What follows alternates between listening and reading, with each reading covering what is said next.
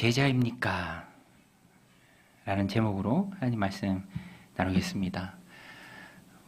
예배 때 이렇게 축복의 인사를 주고받는 게 참 좋더라고요. 또 그 형식을 빌려서 사랑하는 가족들, 또 영적인 가족들 사랑합니다 고백하는 게 참 좋죠. 우리 한번 옆 사람 뒷 사람 사랑합니다 축복합니다 한번 고백할까요?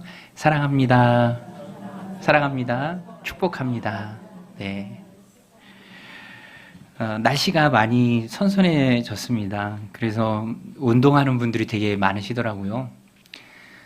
저도 지난 주일 저녁 때 목사님들 어느 한 팀하고 축구한다고 같이 하자 그래서 운동하는 것도 좋아하니까 나가서 축구하는데 경기 끝날 때쯤에 놀랍게도 축구 선수들이 왔어요.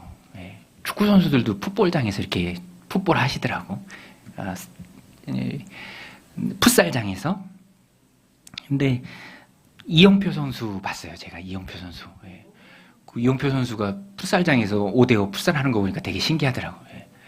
설기현 선수도 왔고, 이영표 선수는 제 앞으로 이렇게 지나갔어요. 그래서 인사도 하고 눈도 마주쳤는데, 근데 저만 좋은 게 아니라 그 점잖던 목사님들이 갑자기 막 이영표 선수 왔다고 사진 찍고 막 이런 기회가 흔치 않다고 뚫어져라 경기하는 거 보고 그런 모습들을 보면서 문득 또 저는 목회자니까 성경하고 연관지어서 우리 일반인들은 유명인들 보면은 되게 신기하잖아요.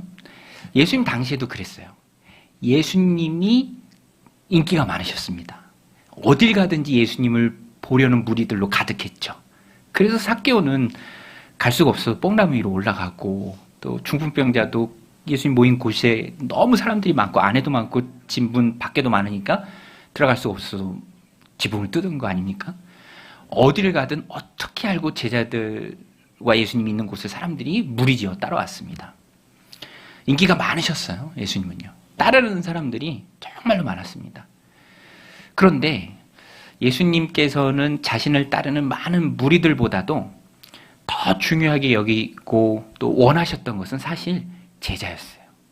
왜 그러냐면 성경은요, 정말 우르르 몰려가면서 예수님을 따르는 무리와 제자를 구분해요. 무리는 보통 뭔가 얻기 위해서 따라갑니다. 병 고침을 위해서든지 먹을 것을 위해서든지 얻는 것이 있을 때 따라가요. 반면에 제자는요, 얻는 게 없어도 희생이 있어도 또 희생을 감수해야 돼도 예수님을 따르는 자들입니다.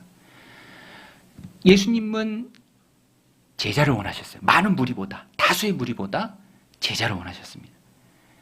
그래서 항상 따르는 무리를 제자로 세우기 위해 노력하셨어요.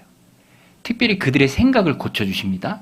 또 그들에게 믿음이 생기도록 그들 스스로 생각하고 판단하고 결정하는 길로 초대하세요.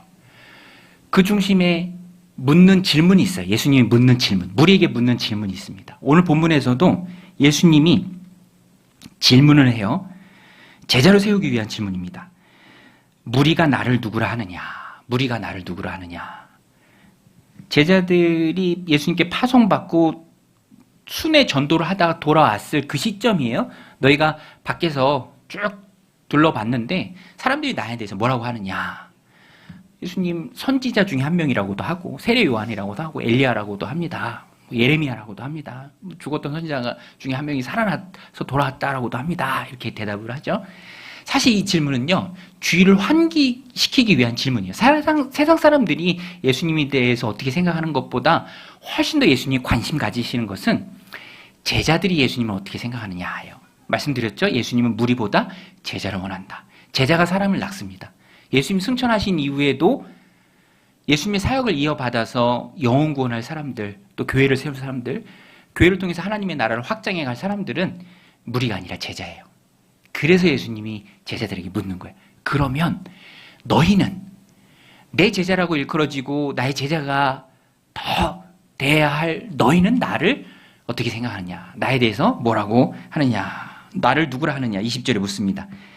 베드로가 대답합니다. 하나님의 그리스도이십니다. 여러분, 이 고백이요, 제자와 무리를 나누는 분기점이 됩니다. 기준이 돼요. 예수님을 누구라고 하느냐? 평행 본문인 마태복음에서는 베드로가 길게 얘기하죠. 주는 그리스도시요 살아계신 하나님의 아들이십니다. 이렇게 얘기해요. 100점짜리 질문이죠. 예수님 그 질문에 대한 답을 들으시고 너무 기뻐하셨습니다. 정확하기 때문에. 오늘 본문에서도 예수님께서 질문한 것에 베드로가 이렇게 대답합니다. 하나님이 보내신 그리스도십니다. 그리스도라는 것은요, 하나님이 세우신 분이다. 하나님이 보내신 분이다. 구원자시다라는 뜻이에요. 그래서 베드로가 이렇게 얘기했을 때 예수님께서 22절에서 앞으로 당신께서 자신이 그리스도로서 가야 할 길에 대해서 말씀해 주십니다. 우리의 구원을 위해서 예수님이 가야 할 길이에요. 22절, 9장 22절 같이 한번 읽겠습니다. 시작. 이르시되 인자가 많은 고난을 받고 장로들과 대제사장들과 서기관들에게 버림받아 죽임을 당하고 제3일에 살아나야 하리라 하시고, 예수님 가야 할 길입니다. 많은 고난을 받고 종교 지도자들, 대제사장들과 장로들과 서기관들에게 버림받아 죽임을 당하고 3일 후에 살아나실 것까지 제자들에게 말씀해 주세요. 이게 그리스도가 가야 할 십자가의 길이다. 왜 예수님이 이 길을 가야 하십니까? 왜 버림당해야 하시죠? 왜 아무 죄 없이 죽임 당하셔야 합니까? 우리의 구원을 위해서, 나의 구원을 위해서 내 죄값을 예수님이 십자가에서 대신 치르신 거예요. 그러기에 예수님이 그리스도의 사명을 가지고 오신 것입니다. 그 일을 하기 위해서. 예수님이 그것을 말씀해 주세요. 베드로의 이 고백이 참 중요합니다. 마태복음에서는 예수님이 베드로의 이 고백 위에 교회를 세우신다라고 말씀해 주셨어요. 교회를 세우신다. 교회는 건물이 아닙니다. 믿는 자들의 모임이 교회죠. 우리가 교회입니다. 그런데 그 교회는 이 고백 위에 세워지는 거예요.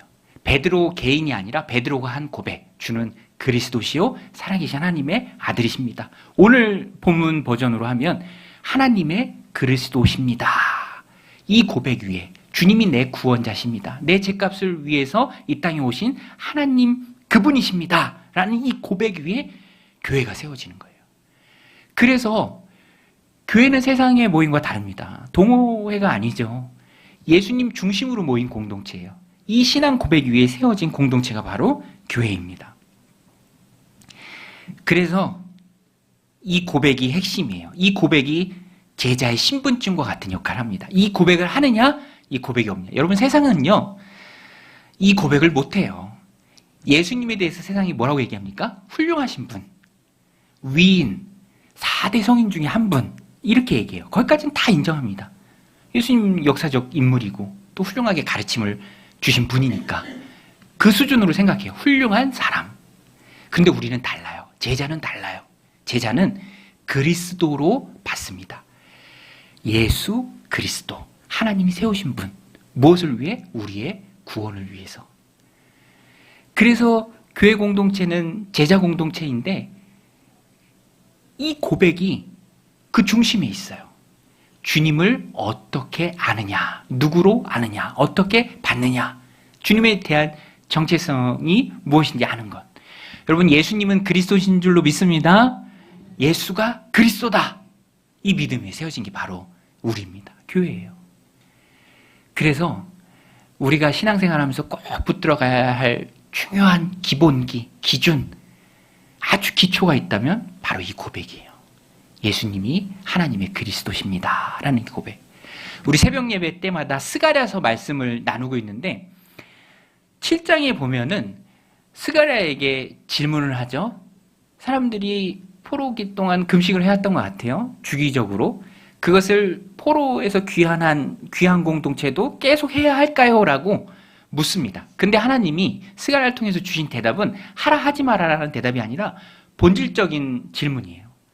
너희가 금식을 지금까지 했는데 너희가 지금까지 한 그 금식이 누구를 위한 금식이었느냐? 나를 위한 금식이었느냐? 하나님이 말씀하세요. 그거 너희를 위한 금식 아니었느냐? 오랜 기간 해오면서 전통과 형식으로 굳어진 겉모습 속에 금식이라는 것은 있지만, 그 제도는 있지만 정작 그들의 마음은 떠나가 있었어요. 하나님으로부터 떠나 있었습니다. 그래서 그 금식은 나를 위한 금식이 아니라 너희를 위한 금식이다. 야, 너희 좋으라고 한 거 아니냐. 그것을 스가랴 선지자를 통해서 하나님 책망하십니다. 여러분, 오늘 우리도 신앙생활을 해가면서, 신앙생활을 시작하면서 딱 한 가지 붙들어야 할 가장 중요한 기준이 있다면 그거예요. 내가 누구를 위해 신앙생활을 하는가? 내 신앙생활의 목적이 무엇인가? 내가 기쁘시게 해야 할 분은 누구인가? 오늘 본문에 보면 그분이 바로 주님이십니다. 그리스도시죠. 형식보다 중요한 것은 마음이에요. 무엇을 많이 하는 게 좋은 게 아니에요? 오래 하는 게 좋은 게 아닙니다. 금식도 70년 했잖아요. 하나님 부르십니다. 형식으로 굳어졌을 뿐 마음은 내게서 멀도다. 나를 위한 것이 아니라 너희를 위한 것이었다. 오늘 우리도 항상 점검하고 또 점검하고 돌아봐야 해요. 믿음과 신앙의 기본으로 항상 우리가 돌아가야 합니다. 예수가 그리스도라는 신앙 고백, 거기부터 신앙생활의 출발이에요. 여러분, 예수님이 그리스도신 줄로 믿습니다. 이게 중요해요. 저도 축구 말씀드렸는데 주일날 한 2시간 열심히 뛰고 피곤하게 이제 집으로 돌아가는데 다 주차장으로 가서 이제 막 다 악수하고 다 각자 차 타고 집으로 돌아가는 분위기인데, 저도 돌아가려고 하는데 마침 아는 목사님 한 분이랑 얘기를 하게 됐어요. 차 타기 전에. 근데 그 얘기가 갑자기 길어지면서 1시간 넘게 서서 얘기를 했어. 그러면서 이럴 거면은 그냥 앉아서 얘기하는 게 더 낫지 않았을까 막 그런 생각이 들 정도로 깊이 있게 얘기했는데, 그 얘기의 주제가 바로 이거예요. 신앙의 본질, 교회의 본질, 우리 믿음의 본질, 그것이 무엇이냐? 하나님의 기쁨 아니냐? 주님이 기뻐하시는 거 아니냐? 예수가 그리스도라는 그 고백 위에 세워진 게 바로 교회고, 주님이 다스리시는, 주님이 통치하시는, 주님이 원하시는 바로 그 공동체를 만드는 것이 우리의 사명이 아니냐? 제자가 해야 할 일이 아니냐? 대화 길게 했지만 가는 길에 마음이 너무 좋더라고요. 기쁘더라고요. 제가 좀 본질에서 좀 어긋났었는지, 형식에 치우쳤었는지, 영적인 보약을 먹은 것 같아. 그래, 나의 기쁨이 아니라 주님의 기쁨이다. 여러분, 주님의 기쁨이 먼저인 줄로 믿습니다. 주님의 기쁨이 먼저예요. 교회의 목적이 무엇입니까? 주님이 원하시는 교회가 되는 것이죠. 그 신앙 고백 위에 세워진 게 바로 교회입니다. 제자예요. 그냥 우르르 따라가는, 얻을 게 있으면 따라가고 얻을 게 없으면 뒤도 안 돌아보고 돌아서는 무리가 아니죠.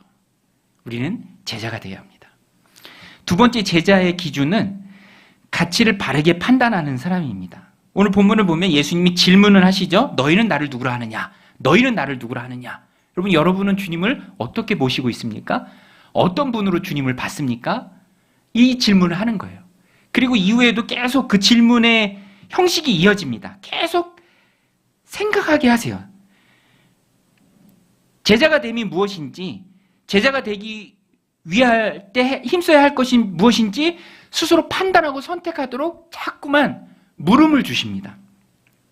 23절에서도 보면은 아무든지 나를 따라오려거든 자기를 부인하고 날마다 제 십자가를 지고 나를 따를 것이니라.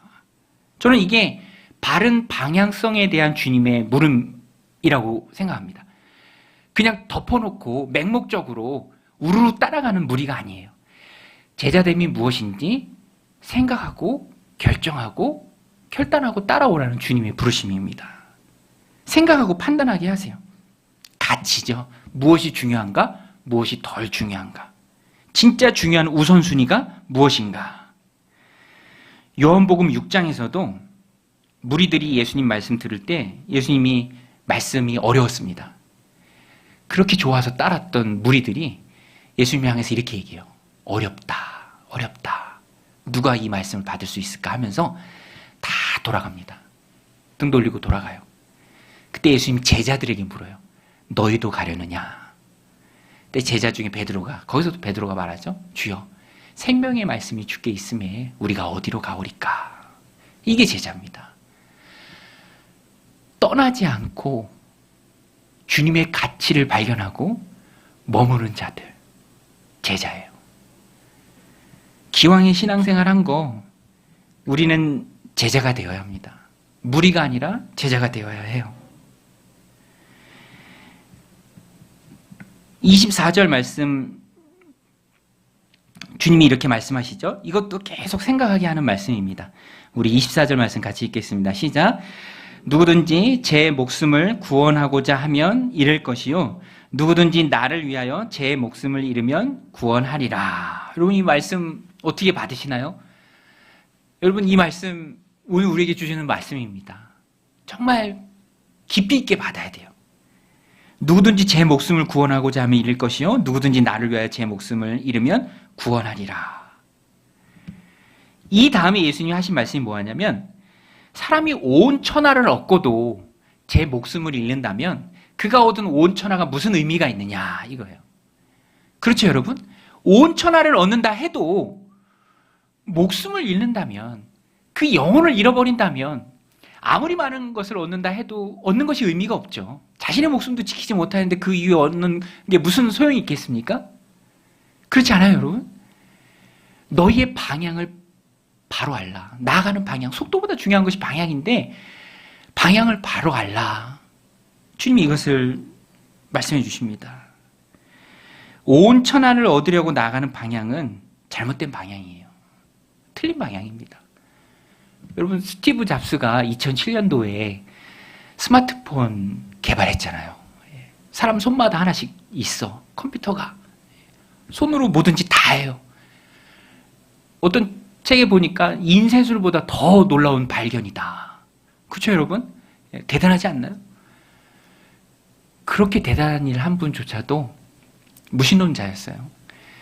죽음을 앞두고는 자기가 좋아하는 만년필 이 작은 거 하나 가지고 갈 수 없음에 안타까워했습니다. 그렇게 많은 일을 하고 또 놀라운 일을 했을지라도 자기 영혼 하나 구원하지 못한다면 그게 무슨 의미겠느냐. 너희가 가고 있는 그 방향에 대해서 스스로 점검하고 바르게 결정하라. 진짜 제자는 방향을 바로 아는 사람이에요. 중요한 우선순위가 무엇인지를 아는 사람입니다. 세상은 온 천하를 얻는 것을 향해서 혈안이 돼서 달려갑니다. 많이 가진 사람도 조금 더를 외쳐요. 조금 더 많이.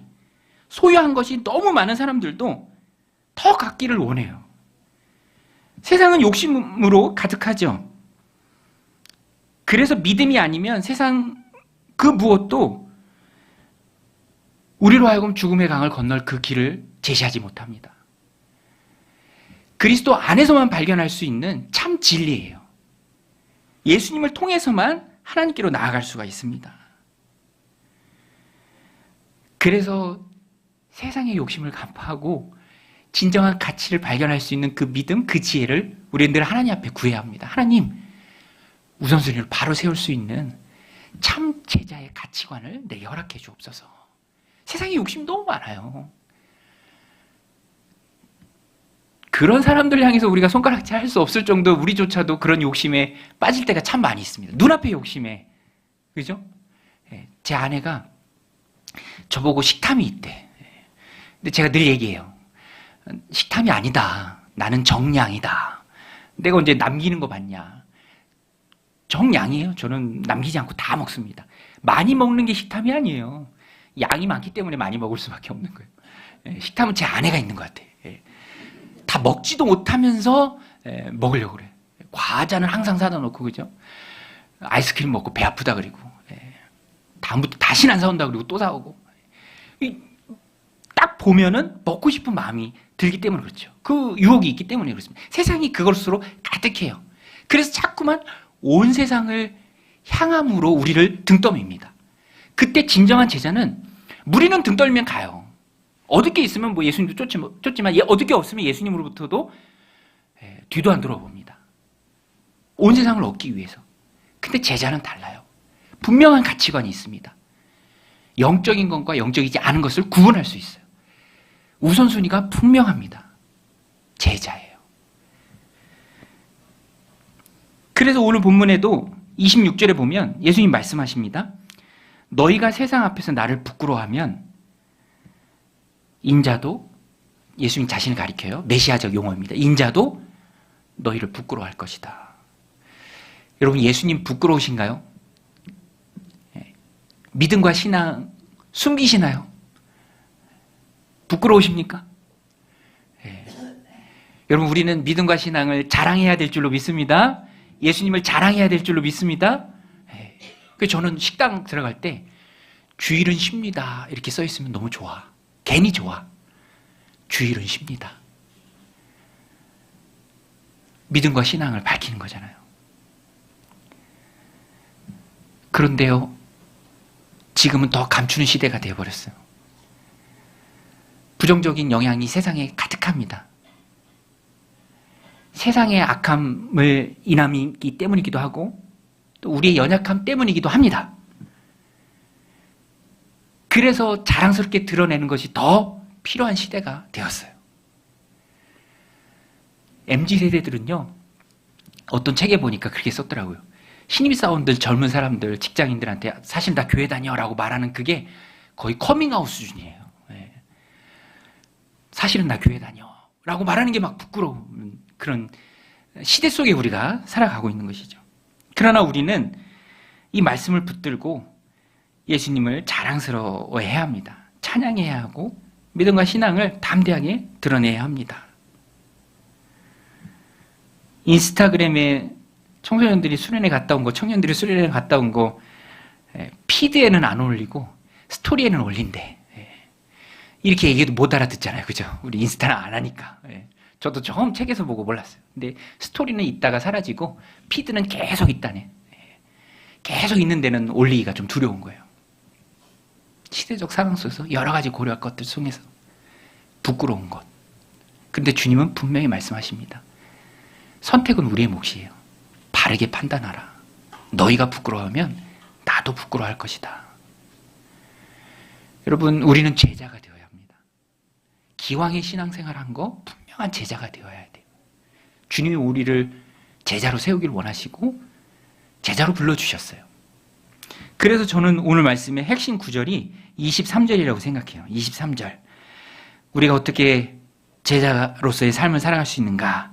제자인 우리가 또 우리 마음에 새겨야 될 말씀인데요. 우리 23절 말씀 같이 한번 읽겠습니다. 시작.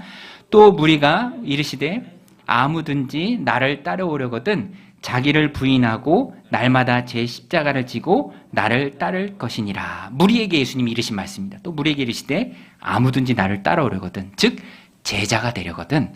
주님 뭐라고 말씀하십니까? 핵심이 두 가지인데요. 자기를 부인하고, 부인 영어 성경에 보면 deni로 되어 있습니다. 자기의 권리를 포기하는 거예요. 누릴 수 있지만 당당히 누려야 하지만 그 권리조차도 포기하는 거예요. 날마다 제 십자가를 지고 나를 따를 것이라. 제자가 갖춰야 될 두 가지, 자기 부인, 제 십자가를 지고 주님을 따르는 것. 여러분, 우리가 주님을 쫓을 때 맹목적으로 쫓거나 자신의 유익을 위해 쫓아가면 무리입니다. 그런데 제자됨의 가치를 깨달아 자기를 부인하고 자기 십자가를 지고 따라간다면 예수님 가신 그 길을 그대로 따라가는 거예요. 예수님 말씀하시잖아요. 22절에 내가 버림당하고 고난당하고 또 십자가에서 죽을 것이다. 주님 가신 그 길을 우리도 따라가는 겁니다. 제자됨의 핵심 요소는 자기 부인이에요. 자기를 부인한다는 것은 말씀드린 것처럼 당연히 누릴 수 있는 권리지만 그조차도 주님을 위해서 내려놓는 것입니다. 권리 포기죠. 자기 주장을 하지 않는 것입니다. 갈라디아서 2장 20절에 나오죠. 내가 아니고 그리스도로 사는 사람. 내가 그리스도와 함께 십자가에 못 박혔나니 그런즉 이제는 내가 사는 것이 아니라 내 안에 그리스도께서 사는 것이다. 이제 내가 육체 가운데 사는 것은 나를 사랑하사 나를 위하여 자기 자신을 버리신 하나님의 아들을 믿는 믿음 안에 사는 것이다. 나는 그리스도와 함께 십자가에 못 박혔다. 그런즉 이제는 내가 사는 것이 아니요 나는 죽었으니까 내 안에 그리스도께서 내 삶을 살아내는 것이다. 자기 부인, 권리 포기. 그리스도인의 길이에요. 꽃길이 아닙니다. 처음에는 꽃길일 수 있죠.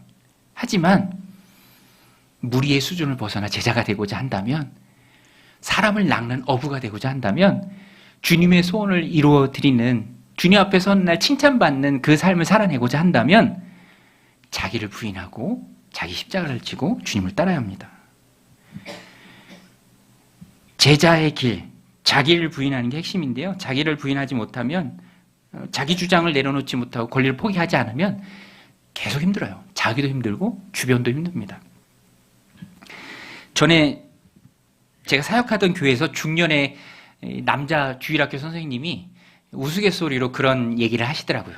전에도 한번 설교 중에 나눴던 이야기인데, 이 남자 주일학교 선생님이 자기 딸이 어렸을 때 경험했던 그 일을 우스갯소리로 얘기해 주는데, 딸이 어렸을 때 이 300원짜리 병아리를 집에 사갖고 온 거예요. 옛날에 병아리 학교 앞에서 막 팔았거든. 그 애들이 그거 어떻게 지나가, 그죠? 300원, 500원 주면 노란색 삐약삐약 병아리를 사갖고 옵니다. 근데 이 딸이 사온 병아리가 죽지 않고 닭이 된 거예요. 커서 닭까지 된 거야. 그러니까 온 집안 사람들이 다 힘든 거예요. 그 생각해 보세요. 저는 들어도 힘들더라고. 병아리가 커서 닭이 됐는데 그 얼마나 힘들겠어요. 여기저기 왔다 갔다 거리면서. 그러면서 이 중년의 남자 선생님이 그 이야기를 하시더라고요. 그 이야기가 제 마음에 이렇게 박혔어요. 뭐라고 얘기하시냐면 300원 주고 사온 병아리는 적당한 시점에 죽어줘야 모두가 다 편안하다. 안 죽으면 모두가 다 힘들다. 제 마음에 남았던 이유가 우리 그리스도인들이 그래요. 무리 수준에서 이제 본격적으로 신앙생활 하면서 예수님 닮아가면서 제자가 돼야 본인도 힘들지 않고 주변도 힘들지 않은 거예요. 그렇지 않고 자기를 부인하지 않으면 자아가 시퍼렇게 살아있으면 자기도 힘들고 주변은 더 힘든 거예요. 자기가 죽어야 돼요. 자존심이 죽어야 됩니다. 자존심이. 누릴 수 있지만, 할 수 있지만, 당당히 요구할 수 있지만 자기를 부인하라. 제자이기 때문에 예수님을 위해서 핏값을 주고 사신 그 공동체를 위해서. 저는 그 영상 이렇게 보다가 자극적인 클립 영상에 자극적인 제목들이 있어서 저도 모르게 막 누르게 돼요. 결혼 지옥. 결혼이 지옥이래. 그래서 더 결혼하기 싫어할 것 같아요. 안 했으면 좋겠어요. 근데 이렇게 어떻게 보다 보면은 되게 막 무서워요. 그거 보면 진짜 결혼하기 싫어질 것 같아요. 그럼 저는 그거 끄고 얼른 집에 가서 잘하려고 막 노력하려고 해요. 영상에 보면은요, 다들 자아가 시퍼렇게 살아있어. 죽으려고 하지 않아. 상대방을 죽이려고 해. 그러니까 지옥이죠. 같이 사는 게 지옥이야. 여러분, 주님이 제자에게 요구하시는 것은 자존심이 죽는 것입니다. 고린도 교회에 바울이 얘기했잖아요. 너희 하는 거 많아도 내가 보이니 어리다. 아직 영적이지 않다. 시기와 갈등이 있었기 때문입니다. 시기와 갈등은 살아있는 자존심의 증거예요. 내가 죽으면, 그리스도와 함께 십자가 못 박혀 죽으면 천국이 되는 것이죠. 나도 편하고 주변도 편합니다. 그래서 자기가 죽은 사람들 주변에 있으면 그분의 인상도 따뜻하고 언행을 통해서 따뜻함을 느껴요. 아, 참 저렇게 좋은 분이 있을까. 저는 우리가 그런 제자가 되길 원합니다. 제가 축구할 때도 이렇게 보면은 그 골키퍼 막 바꿔줘요. 공격 잘하는 거의 뭐 손흥민 같은 그런 분인데 비교적 재미가 없잖아요. 골키퍼는 나가서 뛰라고 하시면서 자기가 장갑 끼고 골키퍼 해주고 너무너무 아름다운 모습이죠. 자기를 부인하는 거. 또 한 가지 제자는요, 십자가가 있습니다. 자기 십자가를 지고 주님을 따르는 사람이 바로 제자입니다. 여러분, 내가 지고 가야 하는 십자가가 있어요. 주님 때문에 지고 가야 하는, 주님이 내게 지어주신 나의 십자가가 있습니다. 주님은 주님의 십자가를 지고 이미 그 길을 가셨어요. 우리도 주님을 따르는 제자가 될 때 나의 십자가가 있습니다. 나의 그 십자가를 지고 따라야 해요. 무리를 원한다면야 모르겠지만, 무리 중에 한 사람이 되기를 원한다면 모르겠지만, 제자가 되고자 한다면 자기 십자가가 있음을 인정해야 합니다. 안 믿는 가족을 위한 희생일 수도 있고요. 또 영혼을 향한 기도의 십자가도 있습니다. 잘 져야죠. 던져버리면 안 됩니다. 가장 소중한 존재로 큰 기쁨을 주었던 자녀들도 십자가가 될 때가 있어요. 사랑 하나 주신 사랑에서 결혼한 배우자가 또 십자가가 될 때도 있습니다. 무엇이 되었든 그것은 주님이 나에게 주신 거예요. 바울도 육체의 십자가가 있었죠. 육체의 가시란 십자가가 있었죠. 잘 지고 가셨습니다. 십자가가 있다는 것은 오히려 방향이 바르다, 제자다, 제자됨의 길을 잘 걷고 있다라는 반증이 되기도 합니다. 여러분의 십자가는 무엇입니까? 나의 십자가는 무엇인가요? 저도 여러 가지가 있어요. 이렇게 보면은 나눌 수 있는 십자가도 있고 또 설교 중에 나누기 어려운 그런 저의 십자가도 있습니다. 나눌 수 있는 것을 좀 보면은 나의 십자가는 뭘까? 이 말씀을 준비하면서 묵상했는데 영혼에 대한 무게감, 또 그것을 책임져야 하는 주님 내게 주신 십자가죠. 앞장서야 하는, 또 이끌어야 하는. 저는 원래 앞에 나서는 거 되게 힘들어 하거든요. 성가대 할 때도 이렇게 듣고 맞춰서 부를 때 막 너무 좋고, 혼자만 있으면 막 힘들어서 어쩔 줄 모르는 그런 사람인데, 여하튼 하나님이 저에게 그 십자가를 주셨습니다. 주님이 주신 것이죠. 십자가예요. 기쁘게 지고 가야 합니다. 달게 지고 가야 합니다. 그래야 제자예요. 무리가 아니고 제자입니다. 저는 무리 중에 한 명이 되기를 원치 않습니다. 아마 여러분들도 마찬가지예요. 기왕의 믿음 생활한 거 제자가 되어야 합니다. 주님은 제자로 우리를 부르셨어요. 자기를 부인하고 나의 십자가를 지고 기쁘게 주님을 따라야 합니다. 흔들리지 않는 예수님이 그리스도시라는 신앙 고백을 꼭 붙들고 살아가야 하고요. 주님을 가장 우선순위에 모시고 따라가야 합니다. 우리 말씀 마음에 새기고 주님의 십자가를 잘 지고 가는 제자의 삶을 살아내는 저 여러분들이 다 되시기를 주님의 이름으로 축원드립니다.